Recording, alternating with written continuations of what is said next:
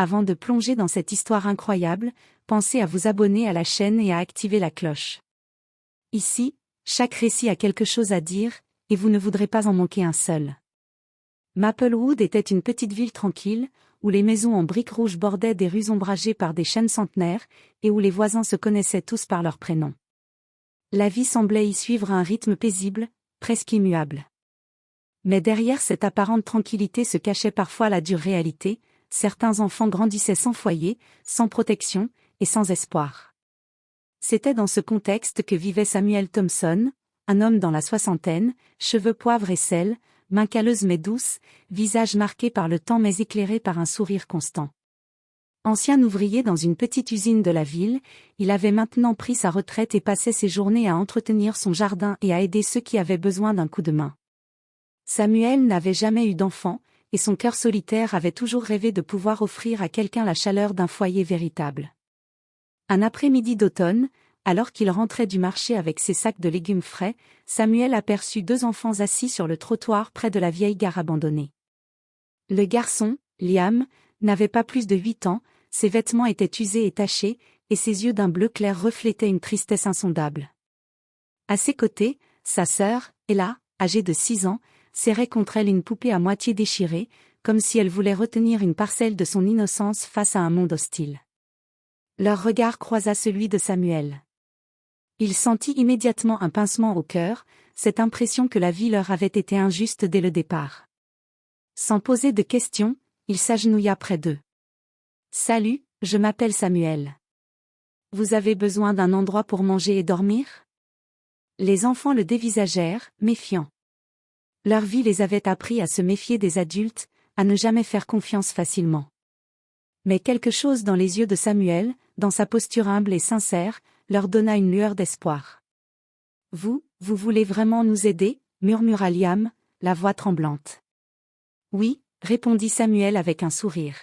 « Venez avec moi. Chez moi, vous aurez à manger, un lit chaud et quelqu'un qui s'occupera de vous.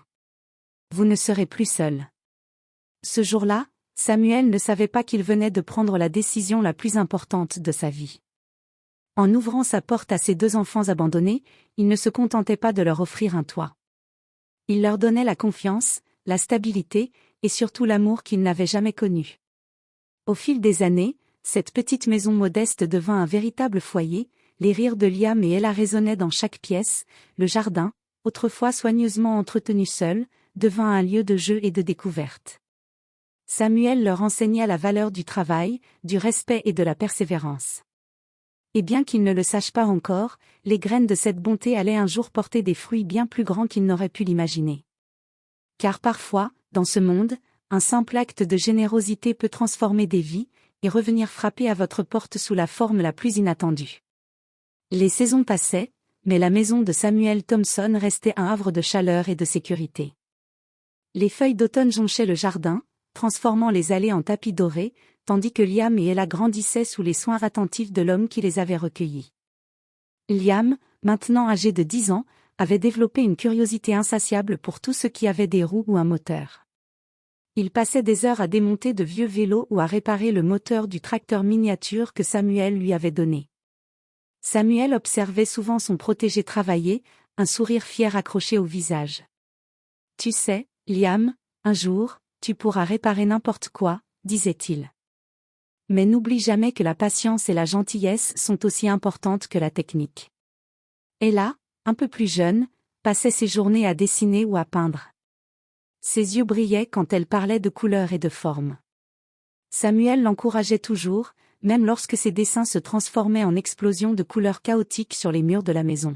« C'est magnifique, Ella !» s'exclamait-il. « On dirait que tu vois le monde autrement que tout le monde. » La routine quotidienne n'était jamais ennuyeuse. Chaque matin, ils prenaient leur petit déjeuner ensemble, souvent des œufs et du pain maison, tandis que Samuel racontait des histoires de sa jeunesse.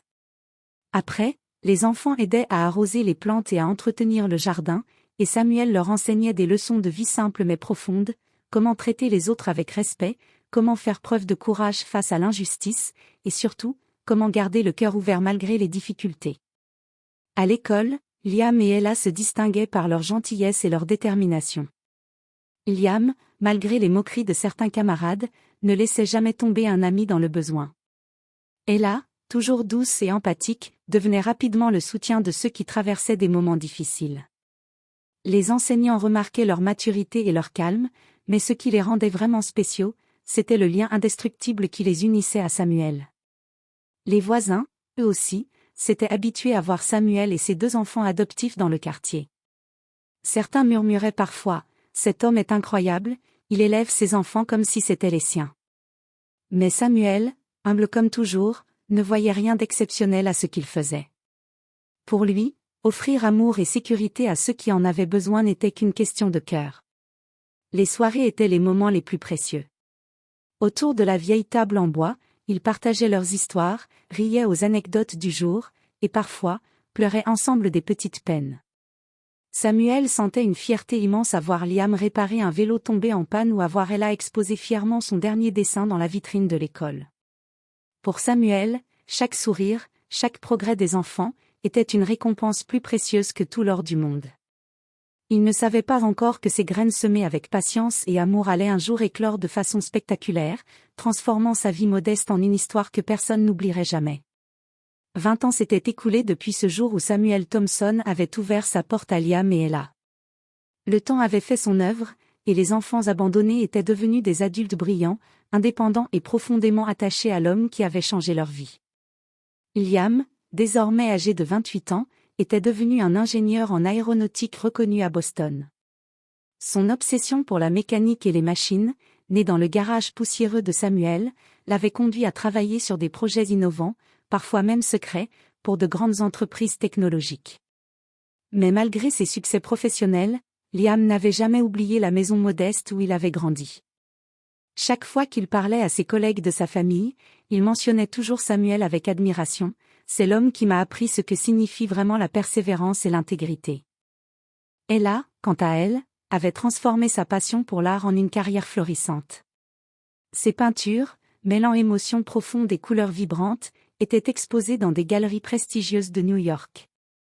Elle racontait souvent, lors des vernissages, combien Samuel avait cru en elle lorsqu'elle-même doutait de ses capacités. C'est grâce à lui que j'ai osé rêver grand. Malgré la distance et la vie trépidante qu'il menait, Liam et Ella restaient profondément liés à Samuel. Chaque fête, chaque anniversaire, chaque événement marquant, ils prenaient le temps de l'appeler, de lui écrire ou de lui envoyer un petit cadeau. Mais cette année-là, ils avaient décidé de faire quelque chose de beaucoup plus grand, quelque chose qui montrerait à Samuel que son amour et sa générosité avaient laissé une empreinte indélébile.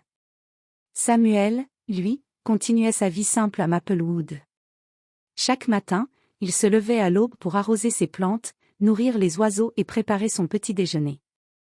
Ses voisins le saluaient avec respect et affection, admirant sa constance et sa gentillesse. Ils ne savaient pas que ce calme quotidien allait bientôt être bouleversé de manière spectaculaire.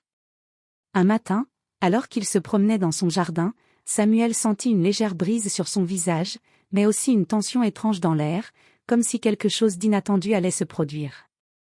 Il secoua la tête, sourit à ses pensées fantaisistes, et continua à arroser ses roses. Mais au fond de lui, une intuition persistante ne voulait pas le lâcher. Ce jour-là, il ignorait encore que la gratitude et l'amour qu'il avait semés 20 ans plus tôt allaient revenir vers lui de la manière la plus spectaculaire imaginable. Que la vie qu'il avait menée avec simplicité allait être récompensée par un geste qu'il n'aurait jamais osé imaginer, et que le lien qu'il avait créé avec Liam et Ella allait se manifester dans un événement qui changerait tout. Le soleil brillait haut dans le ciel de Maplewood, baignant la petite ville dans une lumière dorée et douce. Samuel Thompson passait sa matinée à désherber le jardin, la sueur perlant sur son front. Il respirait l'air frais et savourait la tranquillité de sa routine, quand soudain un bourdonnement inhabituel se fit entendre au-dessus de sa maison. Il leva les yeux et aperçut un hélicoptère qui descendait doucement, ses pales faisant tourbillonner les feuilles et soulevant un nuage de poussière dans le jardin. Samuel s'arrêta net, le cœur battant un peu plus vite. Ses mains tremblaient légèrement, mélange de surprise et d'incrédulité. Il n'avait jamais eu affaire à ce genre de scène dans sa vie tranquille. L'hélicoptère se posa doucement sur la pelouse, juste devant la maison. Le moteur s'arrêta enfin, laissant un silence presque irréel, seulement interrompu par le bruissement des feuilles et le souffle léger du vent.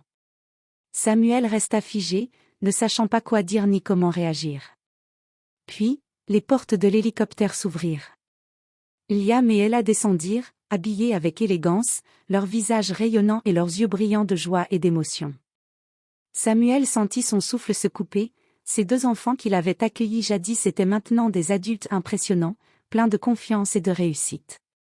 Liam, avec un large sourire, fit un pas en avant et tendit la main vers Samuel. « Papa Samuel » dit-il, sa voix tremblante d'émotion. « Nous n'aurions jamais été là où nous sommes sans vous. Aujourd'hui, nous voulons vous remercier comme il se doit. » Et là, à côté de lui, sortit un coffret en velours bleu nuit. Samuel ouvrit les yeux grands comme des soucoupes en voyant ce que contenait le coffret, un bracelet gravé avec leurs initiales et la date où il les avait accueillis. Ses mains tremblaient alors qu'il le prenait, incapable de trouver les mots. « Samuel » continua Ella, la voix entrecoupée de sanglots de joie. « Chaque jour que nous passons dans le monde, nous pensons à vous. Nous avons voulu que vous sachiez à quel point vous avez changé nos vies. Mais ce n'était pas tout. Liam et Ella avaient mis en place une surprise encore plus grande.